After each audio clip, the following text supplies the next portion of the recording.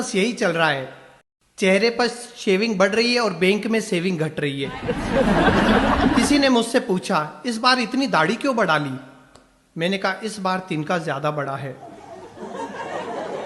इन 11 महीनों में मैंने भगवान से केवल एक ही प्रार्थना की है, भगवान बस टीका आने तक टिकाए रखना।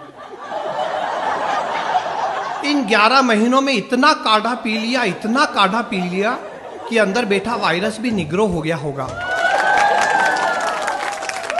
कोरोना का डर ऐसा था कि कुछ भी टच करने के बाद मैं 10 मिनट तक साबुन से हाथ धोता था, फिर साबुन को 10 मिनट तक सैनिटाइजर से धोता था,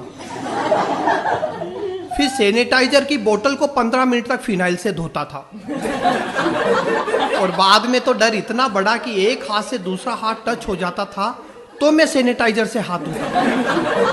आप बताइए, क्या कभी इंसान ने सोचा था एक दिन ऐसा भी आएगा जब लीवर से ज्यादा अल्कोहल हथेलियों को मिलेगा? आप डर की हद देखिए। मैं सर्फ के पैकेट को पहले सर्फ से धो रहा था। इस बीच सरकार ने सब बंद कर रखा था, ब्यूटी पार्लर तक बंद थे। घर वाली ज्यादा डरावनी दिखने लगी। केवल वाइन शॉप खुली थी।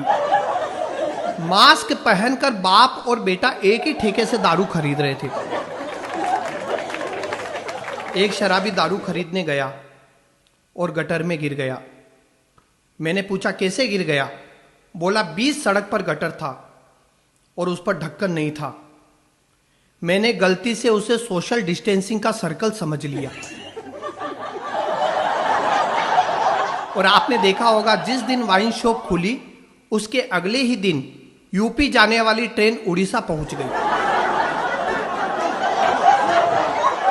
मई जून में जब कोरोना अपने चरम पर था, तब मेरे 10 साल के बेटे ने मुझसे कहा, पापा गर्मी की छुट्टियों में नानी की याद आ रही है। मैंने कहा, सो जा बेटा, इस समय पूरे देश को नानी याद आ रही है। अच्छा, अपना देश तो है ही बड़ा विचित्र। बीमारियों का इलाज भी टोने टोटके में ढूंढता है। मेरे पास के मंदिर में कोरोना का झाड़ा तक लगने लगा। बताइए, कोरोना का झाड़ा। मजे की बात यह थी कि जो झाड़ा लगा रहा था वो मास्क पहने हुए था। उसे चमत्कार से ज्यादा विज्ञान पर भरोसा था। अच्छा, आप देखिए, इस कोरोना ने कंफ्यूज भी बहुत किया। आप देखिए, जब मार्च में कोरोना आया तब सरकार ने कहा, हमें कोरोना से लड़ना है, डरना नहीं। अप्रैल मई में कोरोना भयंकर हो गया, तब सरकार ने कहा, अब हमें कोरोना के साथ ही जीना पड़ेगा। जून जुलाई में कोरोना और भयंकर हो गया, तब मैं डर गया, अब कहीं सरकार ये ना बोल दे कोरोना यहीं रहेगा, हमें ही जाना पड़ेगा। आप बताइए, ऐसा हुआ था ना? जब पहला लॉकडाउन लगा तब सरकारी एडवाइजरी आई, ना आप ये कर सकते हैं, ना आप वो कर सकते हैं। जब दूसरा लॉकडाउन लगा तब सरकारी एडवाइजरी आई, आप ये कर सकते हैं पर ये नहीं कर सकते हैं। और तीसरे लॉकडाउन में तो सरकारी एडवाइजरी ने भी हाथ खड़े कर दिए, आपको जो करना है करो, हम कुछ नहीं कर सकते। आप देखिए, कोरोना ने कई धारणाएं बदल दी। पहले किसी को छींक आती थी तो चलता हुआ आदमी रुक जाता था, कहीं मेरा काम रुक न जाए। और अब किसी को छींक आती है तो रुका हुआ आदमी भी चल देता है, कहीं मेरा काम ही तमाम ना हो जाए। अभी 3 दिन पहले मेरी पत्नी ने मुझसे कहा, इस कोरोना ने तो मेरी हैसियत घर के नौकरानी जैसी कर दी। मैं दंग रह गया। मैंने कहा, एक बात बताओ, पिछले 11 महीने में घर का झाड़ू पोछा किया मैंने, बर्तन भांडे किए मैंने, और तो और कपड़े धोए मैंने, तू नौकरानी कैसे बन गई? बोली, नौकर की बीवी तो नौकरानी हुई ना।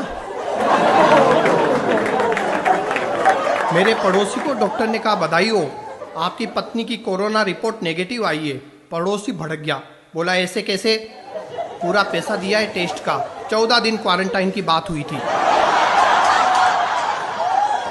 और अब तो देखिए, बहुत खुशी की बात है कि कोरोना की वैक्सीन भी आ गई है और वैक्सीनेशन का काम भी शुरू हो गया है। लेकिन भारतीय महिलाएं सबसे अलग। एक बोली, इसमें कलर रेंज है क्या? मैं पिंक कलर की वैक्सीन लगवाऊंगी। दूसरी बोली, मुझे वैक्सीन की रेसिपी बता दो, मैं घर पर ही बना लूंगी। कोरोना की माया है। लेकिन मैं आपको एक बात बताऊं, पिछले 11 महीने से कोरोना है या नहीं ये पता करने के लिए लोग टेस्ट करा रहे थे, ऑक्सीमीटर खरीद कर ला रहे थे।